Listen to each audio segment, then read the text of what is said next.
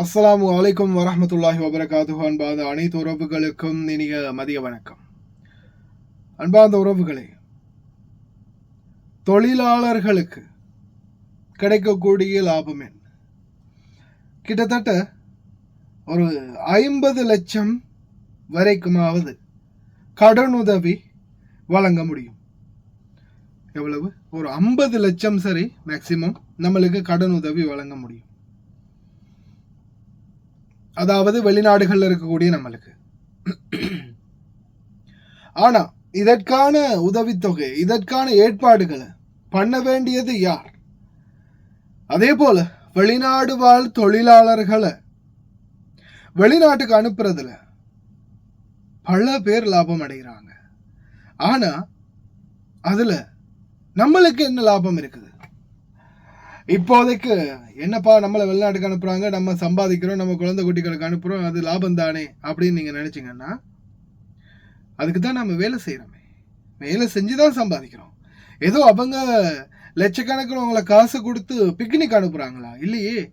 இப்போ ஏஜென்ட்டு லட்சக்கணக்கில் உங்களுக்கு காசு தராங்க, 1 லட்சம் 2 லட்சம் தராங்க, தந்தவங்களை வெளிநாட்டுக்கு அனுப்புறாங்க. நீங்கள் இங்கே வந்து அந்த காசையும் எடுத்துகிட்டு வந்து நல்லா இந்த நாட்டை சுற்றி பார்த்துட்டு நல்லா தின்னு குடிச்சிட்டு தேவையான பொருட்களை வாங்கிட்டு ரிட்டர்ன் வீட்டுக்காக போகிறீங்க. 2 வருஷம், சில நேரங்களில் 4 வருஷம், 6 வருஷம், 8 வருஷம், 10 வருஷமாக இன்னைக்கு வரைக்கும் நாடுகள் உழைச்சிக்கிட்டு இருக்கிறீங்க.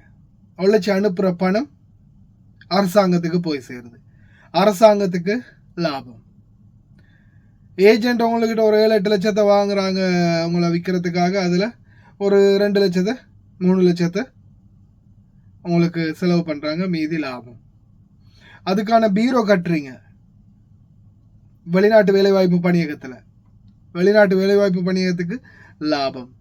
எம்பசியில் வந்து எக்ரிமெண்ட் பண்ணுறாங்க, அதில் சில தேவையான பேப்பர்கள் செய்கிறாங்க, எம்பசிக்கும் லாபம். வேலை செய்யக்கூடிய அதிகாரிகளுக்கு அவங்களுடைய சம்பளம். மெடிக்கல் போகிறீங்க, மெடிக்கலுக்கு லாபம். இப்படி அனைவருக்குமே லாபம்.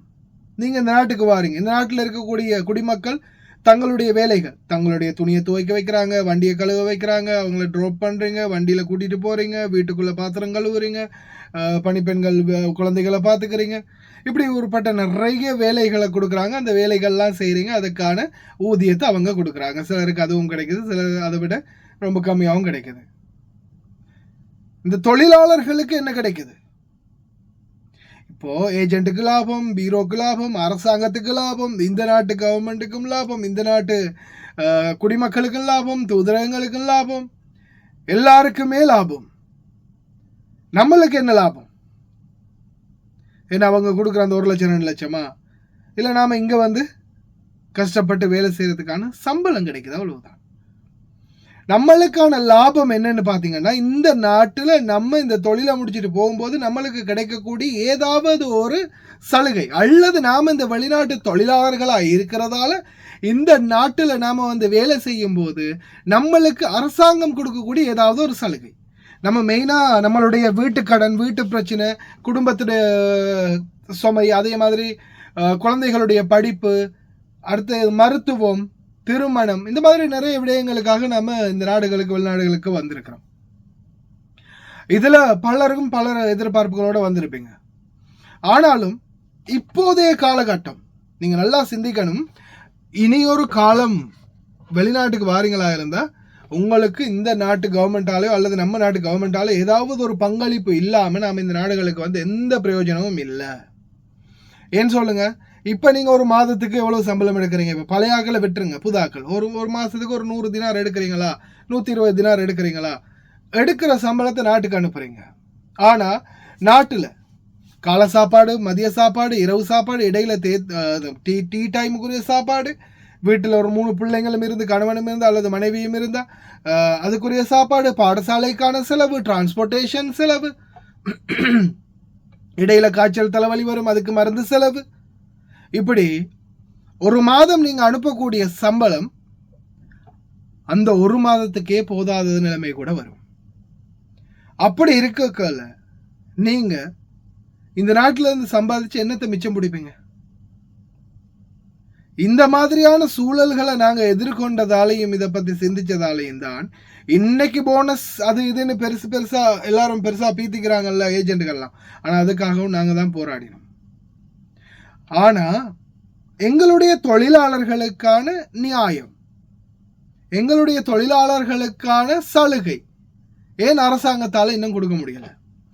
பீரோ சரி, இப்போ அனுரோட அரசாங்கம் புதுசாக வந்திருக்கு. சரி, ஓகே, அனுரோட அரசாங்கம் எதிர்காலத்தில் செய்வாங்கன்னு நம்ம எதிர்பார்ப்போம். சரி, ஆனால் பீரோ இன்றைக்கு நேற்று வரலை. வெளிநாட்டு வேலைவாய்ப்பு பணியகம் கிட்டத்தட்ட பல வருடங்களாக செயல்பட்டுக்கிட்டு இருக்குது, பல தசாப்தங்களாக. அப்படி இருக்கல ஏன் எங்களுடைய வெளிநாடு வாழ் தொழிலாளர்களுக்கு ஒரு சரியான சலுகைகளை இன்னும் பெற்றுக் கொடுக்க முடியல? ஏன் பீரோவால் ஒரு கடன் வசதி ஒன்று ஏற்படுத்தி கொடுக்க முடியலை? வீடு அமைப்பு வசதிகளை ஏற்படுத்தி கொடுக்க முடியலை? என்ன ஒரு இப்போ ஒரு 10,000 ரூபாய்க்கு புத்தகம் வாங்கி கொடுக்கறத பற்றி போட்டிருந்தாங்க. கல்வி பொருட்கள், பாடசாலை உபகரணங்கள், எப்படி ஒரு 10,000 ரூபாய் பெறுமதியான பாடசாலை உபகரணங்கள் வழங்க போகிறாங்க. அதுவும் அந்த ஒரு தரம் தான். இப்போ அந்த ஒரு தரத்தில் அவங்க கொடுக்குற அந்த 10,000 ரூபாயோட பொருள் அந்த புள்ள பட்டம் பெறும் வரைக்கும் பாய்க்க முடியுமா? படித்து பட்டம் பெற்று அந்த புள்ள ஒரு அரசாங்க ஜாபுக்கு போகும் வரைக்கும் அந்த இவங்க கொடுக்குற 10,000 ரூபாயோட புஸ்தகங்களை வச்சு பாவிக்க முடியுமா? கடைசி வரைக்கும் முடியாது. ஆனால் அப்படி இருக்கல வெறும் இந்த மாதிரியான இந்த என்ன சொல்கிறது, மக்களை சும்மா ஏமாற்றுற மாதிரி, சும்மா இந்த மாதிரி பூச்சாண்டி விளையாட்டுகளை காட்டுறதை விட்டுட்டு மக்களுக்கு பிரயோஜனப்படக்கூடிய மாதிரி ஏதாவது ஒன்று நிச்சயமாக உதவித்தொகை முடிந்த வரைக்கும் ஒரு வட்டி இல்லாத கடன் கொடுத்தாலே போதும், இந்த மக்கள் பொழைச்சிக்குவாங்க. ஏன்னா கடன் ஒன்று இருக்கும்போது ஒரு கட்டுப்பாடு வரும். இப்போ 1 லட்சம் அனுப்பினாலும் வீட்டில் செலவு தான், 50,000 அனுப்பினாலும் அதே செலவு தான். ஆனால் கடன் இருக்கு, மாதம் 50 தினார் கடனுக்கு கட்டியே ஆகணும், கடனை கட்டினா தான் நாட்டுக்கு போகலாம் அப்படின்ற ஒரு சிலமை வரும்போது, இப்போ ஒரு 50 தினார கடனை கட்டுவீங்க, ஒரு 50 தினாருக்கு உங்களுடைய வீட்டு செலவு பார்த்துவீங்க. ஆனால் ரொக்கமாக ஒரு 50 லட்சமோ 20 லட்சமோ 30 லட்சமோ 10 லட்சமோ கடன் ஒன்று கிடைக்குதுன்னும் போது அதை வச்சு படிப்பு, மருத்துவம், வீடு கட்டுறது, இந்த மாதிரி உங்களுடைய தேவைகளை நீங்கள் பூர்த்தி செஞ்சிருவீங்க. ஆனால் நீங்கள் 2 வருஷம் 3 வருஷம் 10 வருஷம், இன்னைக்கு நிறைய பேர் இந்த வீடியோ பார்க்குறவங்க நீங்களே சொல்லுங்கள், வரும்போது இப்போ ஒரு மாதிரியாக இந்த ஒரு 2-3 வருஷத்துல நம்மளுடைய அந்த கடனை முடிச்சுட்டு நம்மளுடைய அந்த வீட்டை கட்டிட்டு பிள்ளைங்களை கட்டி கொடுத்துட்டு பிள்ளைங்களை எப்படியாவது படிக்க வச்சுட்டு நாடு போய் சேர்ந்துருவோம் அப்படின்னு நினச்சி வந்தவங்க இன்னைக்கு அதுலேருந்து ஒரு துரும்பாவது உங்களால் அசைக்க முடிஞ்சிச்சா? வந்ததுலேருந்து இன்னைக்கு வரைக்கும் சம்பாதிக்கிறீங்க அனுப்புறீங்க, சம்பாதிக்கிறீங்க அனுப்புறீங்க, சம்பாதிக்கிறீங்க அனுப்புறீங்க, அவ்வளவுதான். அது ரொட்டேன், ஒரு செயின் மாதிரி அது தொடர்ந்துகிட்டே இருக்குது. காலத்துக்கு மாதிரி தான் நடக்குது. ஏன்னா நம்மளால சேமிக்க முடியாது, சேமிக்க முடியல. உங்களுக்கான நீதியை பெற்றுக் கொடுக்கறதுக்காக எங்களால் முடிந்த முயற்சிகளை நாங்கள் தொடர்ந்து எடுத்துக்கிட்டு இருக்கிறோம். முடிந்த வரைக்கும் தொடர்ந்து சப்போர்ட் பண்ணுங்க. அதிகாரிகளுடைய கவனத்திற்கு நம்மளுடைய அனைத்து தேவைகளையும் கொண்டு போய் சேர்க்கணும். எல்லாரும் பலனடைகிறாங்க, நம்மளுக்கு தான் எந்த பலனும் இல்லை. சிந்தித்து செயல்படுங்க. பார்க்கலாம் அரசாங்கம் என்ன மாதிரியான ஒரு தீர்மானங்களை எதிர்வரும் காலங்களில் வெளிநாட்டு தொழிலாளர்களுக்காக கொடுக்குது அப்படின்னு. பொறுத்திருந்து பார்ப்போம்.